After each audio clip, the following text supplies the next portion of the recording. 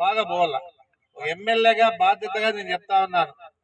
ఏదున్నా కూడా ఆ రోజు వచ్చి జగన్మోహన్ రెడ్డి గారు వచ్చి ఈద్గా ఉందని చెప్తే దాని వచ్చి ఎస్టిమేట్ చేసిన తర్వాత 1,75,00,000 మనకి శాంక్షన్ చేసింది. 2,60,00,000 అంటే మిగతా కూడా అంటే అన్ని పోను జిఎస్టీ గిఎస్టీ అన్ని పోవాలి, ఇవన్నీ పోను 1,70,00,000 వచ్చింది.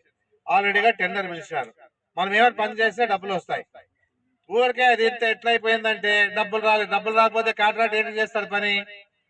ఇవన్నీ ఆలోచన పెట్టుకోవద్దండి దయచేసి. ఏదున్నా కూడా ఇది గౌరవమైన పదవి, ఎమ్మెల్యే పదవి.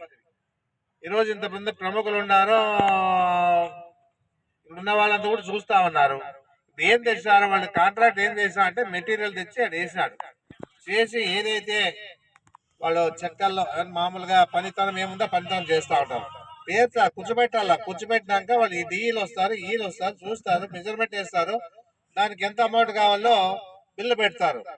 ఆ విషయాన్ని మీరు ఊరికి ఎట్లయిపోయిందంటే ప్రచారము డబ్బు ముఖ్యమంత్రి వచ్చి ప్రముఖ ముఖ్యమంత్రి రాష్ట్ర ముఖ్యమంత్రి వచ్చేసి శాంక్షన్ చేశాక డబ్బు రాలేదనేది పరిస్థితే ఉండదు. అవన్నీ తప్పుడు ప్రచారాలు జరుగుతా ఉండే. ఆదరణ జరగని ఏమైనా చేసుకొని నేను చెప్తా ఉన్నాను, నేనున్నాను, నా బాధ్యత అది.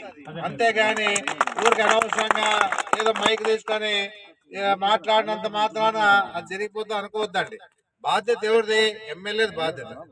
నేను అనిపించుకోలేక రెడీగా ఉన్నాను. నేను చేయనప్పుడు అనిపించుకుంటాను, బిల్లు డబ్బులు రాబోతే అనిపించుకుంటాను, లేకపోతే నా యాస్తమ్మ నేను కడతాను. ఏముంది? ఈరోజు సంబంధం ఏముంది? నేనేం మాట ఇచ్చాను, నేను మాట తప్పే పరిస్థితి లేదు. 1,75,00,000 కానీ నా బాధ్యత అది.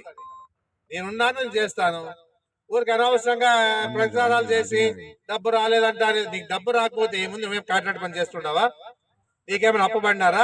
కాంట్రాక్ట్ చేసేవాడు మా ముందుకు వస్తాడు, కాంట్రాక్ట్ ఉన్నవాడు అధికారులు ఉన్నారు మా ముందుకు వస్తారు, మాకు చెప్తారు, మేము మాట్లాడతాం, అంతవరకే. కానీ ఎవరన్నా మైక్ తీసుకునేది డబ్బులు రాలేదు నీకు రాకపోయిన కాంట్రాక్ట్ ఎవరు?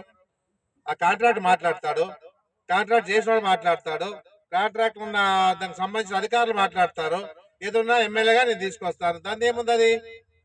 ఇప్పుడు ఎందుకంటే ప్రాసెస్ ఎట్లా అంటే ఇది ఎప్పుడైతే రెడీ అవుతుందో బిల్లు కలెక్టర్ పంపిస్తారు, కలెక్టర్ దాన్ని పాస్ చేసి పంపిస్తారు, పాస్ చేసి పంపిస్తే డబ్బులు రిలీజ్ అవుతాయి.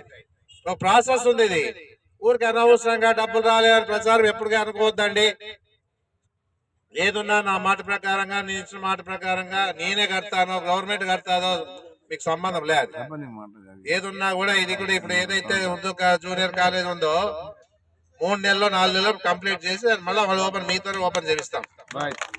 అది ఆలోచన చేసుకోండి. ఊరికే తెలుగుదేశం వాళ్ళు మాట్లాడి మైక్ లో పెట్టుకొని మేము అది చేస్తాం ఇది చేస్తాం 14 ఏళ్ళు పరిపాలించిన వాళ్ళు ఏమి చేయలే. నేను ఒకటే అడుగుతా ఉన్నాను, అదే వాళ్ళ తెలుగుదేశం గవర్నమెంట్ లోని ఇది సాధికార 2017 అంటే గవర్నమెంట్ ఎవరిదుండే? నాదున్నే. ఎమ్మెల్యే గారు 2 వచ్చినాయి, నాదున్నే. మా ఎంపీ గారు పార్టీ మారినాక పోయి 1 కోటి రూపాయలు ఆ రోజులో నేను ముందే చెప్పిన 1 కోటి రూపాయలు ఇస్తాము ఎంపీ పార్టీతో. ఎంపీ గారు నేను ఉన్నప్పుడే శాంక్షన్ చేసింది, దాన్ని స్టార్ట్ చేసి ఆ రోజు 2017 నుంచి 19 ఏం చేసిన వీళ్ళు? డబ్బు రిలీజ్ చేయొచ్చు కదా, ఎందుకు చేయాలో తెలుగుదేశం పార్టీ వాళ్ళు? నేను అడుగుతా ఉన్న షాదికా నేను చేస్తా అంటాడు. ఆ రోజు అధికారం 2016లో ఎవరికి అధికారం ఉండే? వాళ్ళకే ఉండే. 2010లో ఇమ్మీడియట్ గా జీవో తీసి పాస్ చేసినావు, డబ్బు రిలీజ్ చేస్తే కదా ఏమన్నా కదా జరిగేది. డబ్బులు ఏందేమో అవుతుందా? ఏదున్నా కూడా వాళ్ళే మాట్లాడతారు, మేము వస్తే ఫస్ట్ షాదిఖానా చేస్తా అంటే 2017 నుంచి 19 వరకు నీ గవర్నమెంట్ మళ్ళీ ఎప్పుడో రిలీజ్ చేసి ఆ డబ్బులు ఎంపీ ల్యాండ్స్ తో కడతావు అంటే నీ అర్థమేమి? నువ్వు ఎందుకు చెప్పలేకపోయినావు ఆ రోజు అని మీనాక్షి డైరెక్ట్ గా అడుగుతా ఉన్నాను. ఊరికే ఏదో మాట్లాడితే మీరు ఏం చేస్తారో చెప్పుకోండి. మీరు ఏది ప్రభుత్వం ద్వారా ఇవ్వగలుగుతారో ఇవ్వండి, ప్రజలు మేము వద్దనేది కాదు. ఊరికే మీద విమర్శలు చేసే పోతాడు. ఈ గవర్నమెంట్ వచ్చా 5 ఏళ్ళే చేయలేదు అనేది కాదు. నువ్వు ఏం చేసావు? 2010లో శాధికార స్టార్ట్ చేసా, అది మా ఎంపీ ల్యాండ్స్ చేసినావు. కానీ మన 20 లక్షలు మేడం వచ్చినాక మనం వచ్చిన తర్వాత 20 లక్షలు తెచ్చింది.